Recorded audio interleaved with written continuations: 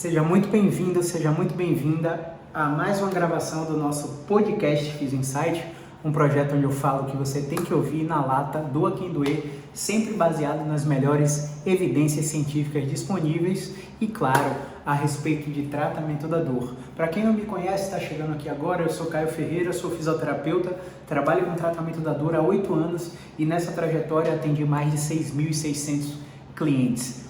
Nessa trajetória, pessoal, eu quero te explicar, primeiro, que esse é um episódio especial do podcast Physio Insight. Ele faz parte da Jornada do Expert, que é um evento 100% online gravado, onde eu compartilho insights para aprimorar a sua prática clínica, fazer com que você não dependa de planos de saúde para viver confortavelmente da fisioterapia através de atendimento 1 a 1. E aí não importa se você é osteopata, quiropraxista, profissional de RPG, de pilates, atendendo em personal pilates, se você está trabalhando com terapias manuais, atendimento 1 a 1, consultório ao domicílio.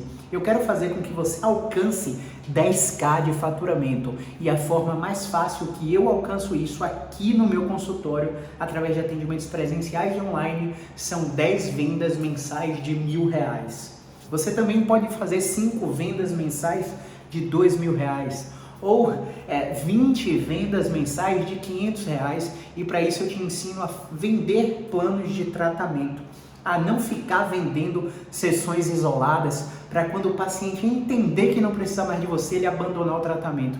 É muito mais rentável, faz sentido de que você venda o plano de tratamento e o paciente percebe lá no metade do tratamento que já está bem, só que você sabe que ele não está bem, tem muito a se trabalhar ainda, só que aí, porque você vendeu o plano de tratamento, ele vai continuar até o final. Uma vez que você vende sessões isoladas, o paciente abandona o seu tratamento, isso é muito recorrente e eu tive que tomar muito na cara para aprender isso ao longo dos 8 anos de trajetória. Eu sou um cara que aprendi sozinho muita coisa, mas agradeço a muitos professores fora da fisioterapia. No meu curso de MBA em Gestão e Empreendedorismo que eu fiz aqui na Universidade Federal da Bahia, eu passei por esse curso, eu não terminei esse curso, mas o tempo que eu estudei nesse MBA já me fez evoluir muito gerencialmente aqui no consultório. Isso são esses insights que eu quero compartilhar com vocês, mas para compartilhar esses insights, eu preciso que você entenda da teoria de resposta de sintoma, da base de tudo, que hoje eu considero um diferencial na minha prática clínica, que me faz ter referências do paciente para saber metrificar, quantificar se o meu paciente está melhorando sim ou não. E aí, isso independe, pessoal, da percepção de melhora global do paciente. Caio, como assim? O paciente está me dizendo que está igual. E aí você tem as referências para comparar com o atendimento anterior e fazer o paciente entender que de fato ele está melhor, por mais que a intensidade da dor permaneça igual, quiçá pior. Existem pacientes que não compreendem a melhora da dor através de um gráfico oscilatório, como se fosse um eletrocardiograma. Ele não vai melhorar vertiginosamente, cada vez menos dor. Ele vai melhorar de forma oscilatória. E em um desses picos, pode ser que eles considerem pior do que o dia anterior, que a semana anterior, que o mês anterior de tratamento. Mas é preciso ter as referências quantificáveis anotadas para você saber que o paciente, mesmo num flare-up, numa intensificação da dor crônica, ele está melhorando comparado à linha de base, beleza? Então vamos lá. De onde que eu tirei essa teoria de resposta de sintoma? Veja bem, em 2014 existiu um blog de fisioterapia manual. Se não me engano, esse blog era do grupo do Helder Montenegro, né, que é um dos fisioterapeutas que fazem franquias pelo Brasil e pelo mundo. E nesse blog, um grande terapeuta manual, o Palmiro Torrieri, ele trouxe informações a respeito de manobras de terapia manual que visavam corrigir imbricamentos vertebrais. Quem estudou osteopatia ou quiropraxia, terapia manual ortopédica, vai perceber o quê? Vai perceber que por muito tempo a gente entendeu que uma vértebra em ERS, em FRS, precisava ser manipulada no sentido oposto para respeitar a biomecânica do imbricamento vertebral e normalizar o funcionamento daquela articulação, para só então diminuir a dor. E aí muitos estudos que sucederam a minha leitura desse blog começaram a mostrar que a resposta de modulação da dor não vinha da correção biomecânica daquela vértebra, e sim de um efeito simpatoexcitatório do sistema nervoso central, ou seja, um mecanismo neurofisiológico de quando há um estiramento rápido do fuso neuromuscular, dos ligamentos, das facetas articulares, a gente cria uma despolarização dos canais de cálcio que vão para o interneurônio inibitório, e esse interneurônio inibitório começa a desencadear a resposta analgésica. E o que é que mudou nessa brincadeira? É que nesse blog, o Palmiro relatou de vários experimentos em que a manipulação ocorria no sentido contrário da biomecânica, fazendo com que a dor diminuísse mesmo no sentido artrocinemático contrário. Ficou claro até aí? Então vamos imaginar que eu quero levantar o meu ombro, mas para levantar o meu ombro ele começa a doer e eu começo a compensar com o meu trapézio para utilizar a mão acima da cabeça ou para levar um garfo à boca, beleza? O que é que a gente sabe artrocinematicamente, biomecanicamente? Que para fazer a flexão do braço, eu tenho que fazer um movimento na escápula, eu tenho que fazer um movimento na clavícula e eu posso manualmente ajustar esses movimentos de escápula e clavícula para liberar a função do meu braço. Faz super sentido, biomecanicamente funciona, mas tem um momento que você faz a técnica manual e não funciona, ele não ganha amplitude de movimento, ele aumenta a dor. E aí a gente não quer saber qual o mecanismo por trás dessa piora, dessa melhora ou dessa ineficácia da intervenção. A gente só quer saber o que faz o corpo desse paciente responder, beleza?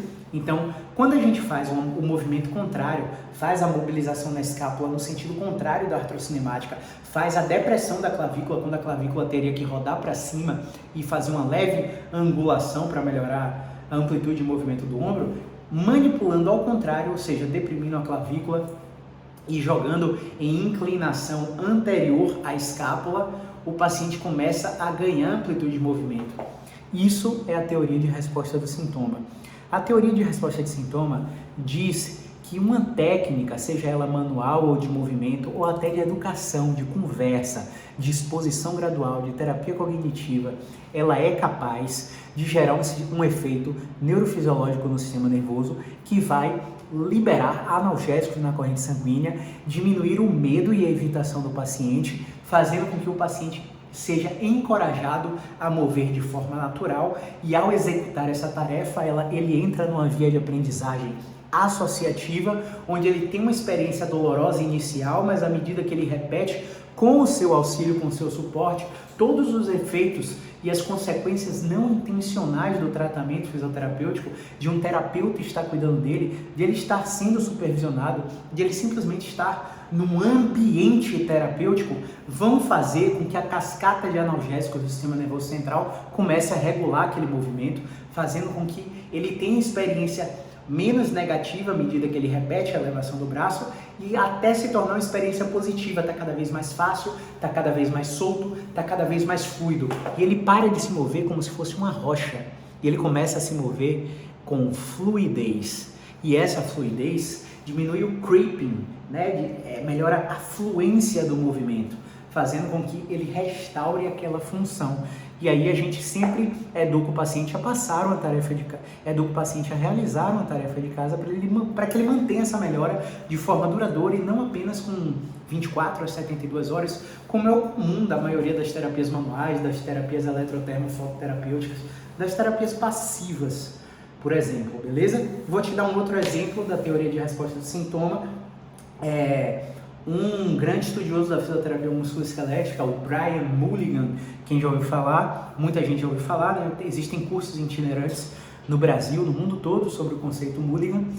O conceito Mulligan simplesmente pega um paciente que está com dor no joelho na hora do agachamento e faz a mobilização com movimento no sentido contrário, ou seja, reforçando o colapso medial, reforçando o valgo dinâmico, rodando fêmur e tíbia no sentido artrocinemático contrário, e isso gera uma resposta sintomática favorável. Isso faz com que o paciente diminua a dor, mesmo não respeitando os princípios biomecânicos da artrocinemática, que dizem que quando você faz a extensão do joelho, né, levantando de uma cadeira, você começa a fazer a extensão do joelho, seu fêmur roda interno e sua tíbia roda externo. E quando você faz a flexão do joelho sentando numa cadeira, né, o que vai acontecer?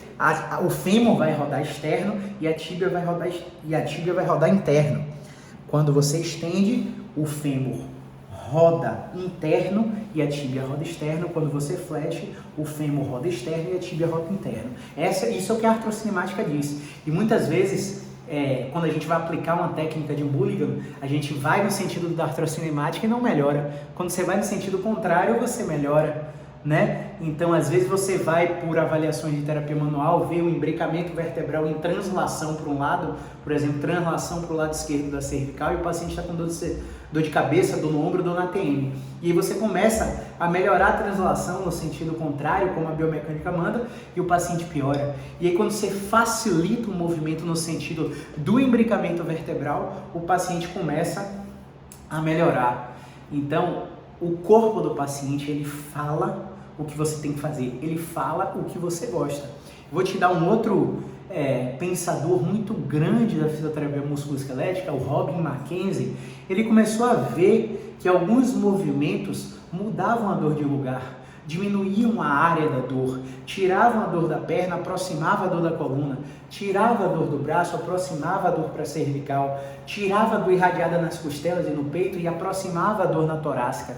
Ele começou a perceber que algumas posições mantidas recuperavam instantaneamente a amplitude de movimento de um segmento afetado e doloroso e diminuíam a sua dor. E quando ele estava com um paciente na fila de espera, paciente com dor lombar irradiada para a perna, ele colocou o paciente numa posição de barriga para baixo, numa maca inclinada, foi atender os pacientes e meia hora depois, quando ele voltou para ver o paciente que tinha chegado em crise na fila de espera, a dor não estava mais na perna, a dor estava centralizada na lombar, e ele começou a observar movimentos e chamou isso de preferência direcional. Então hoje a gente tem correntes filosóficas da terapia manual, né? A gente tem correntes filosóficas da fisioterapia musculoesquelética que aprimoram cada vez mais essa resposta sintomática. Vou te dar um outro pensador agora, o Jim Watson, que ele tem um curso patenteado itinerante no mundo inteiro chamado Método Watson, no Watson Headache Institute, onde ele foca em dores de cabeça. E ele usa esse princípio de modificação da resposta do sintoma, essa teoria de resposta do sintoma, através de um mecanismo que a gente chama de reprodução e remissão. Se você consegue, através da palpação de um segmento, de uma parte do corpo do aparelho musculoesquelético, fazer a dor do paciente ser reproduzida, o cara chegou aqui para mim com dor de cabeça, com dor no ombro, com dor no quadril, você encontrou uma estrutura que faz a dor dele aparecer, você fez uma técnica naquela estrutura, por 90 segundos, do nada aquela dor começa a entrar em remissão e você vai melhorando a dor do paciente através dessa modificação da resposta do sintoma para encorajar o paciente a ir para a fase que realmente importa, que é a fase de prescrição de exercício, é a fase de controle de movimento, é a fase de recuperação da função, né, de otimização funcional, é a fase de reatletização para devolver esse indivíduo ao esporte. Então, eu vou colocar aqui alguma terminologia nesse finalzinho de vídeo para você entender que é muito importante que você saiba que existem respostas sintomáticas que acontecem antes de você testar o paciente, existem respostas sintomáticas que acontecem durante o teste do paciente e existem respostas sintomáticas que acontecem depois do teste do paciente. E aprender sobre todas essas respostas sintomáticas que acontecem antes, durante e depois vai modificar a forma como você trata os seus pacientes com dor. Porque a depender do que acontece durante, você já tem uma previsão do que pode acontecer depois. A depender do que acontece depois, você já tem um diagnóstico para dar para o paciente. A depender do que acontece antes, você já tem uma referência de evolução no seu tratamento. Então no próximo vídeo eu vou te ensinar a monitorar a resposta sintomática dos seus pacientes, beleza? Esse foi o vídeo 1 do podcast Fizz Insight, edição especial de Jornada do Expert, para que você entenda a base de tudo que eu faço. Um grande abraço, movimento é vida.